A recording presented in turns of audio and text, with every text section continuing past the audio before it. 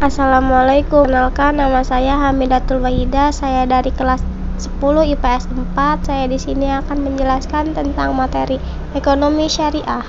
Perkembangan ilmu ekonomi saat ini tidak hanya dipengaruhi oleh konsep ekonomi kapital, liberal, dan ekonomi sosialis. Terdapat beberapa konsep yang pemikiran yang turut memberikan sumbangsi terhadap perkembangan ilmu ekonomi saat ini satunya adalah ekonomi syariah. Diambil dari buku Pengantar Ekonomi Islam 2019 karya Joharuddin dan Bambang Sutrisno. Ekonomi syariah adalah penerapan konsep-konsep Al-Quran dan hadis baik langsung maupun tidak langsung dalam kegiatan ekonomi. Dari penjelasan tersebut dapat diketahui bahwa para ulama dan sumber ekonomi syariah bersumber dari Al-Quran dan hadis. Dua sumber tersebut tidak bisa diperlakukan dengan prinsip dasar ekonomi kapitas dan ekonomi sosiologis.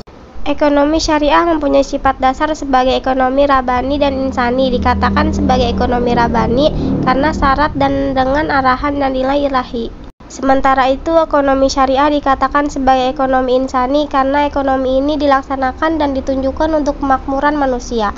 Selain dua sifat dasar tersebut, ekonomi syariah juga memiliki sifat yang lain tidak kalah penting, yaitu keimanan. Tujuan ekonomi syariah dalam buku Pengantar Ekonomi Islam 2009 karya Muhammad Hidayat dijelaskan beberapa tujuan ekonomi syariah, yaitu 1. Kesejahteraan ekonomi dalam kerangka norma moral Islam.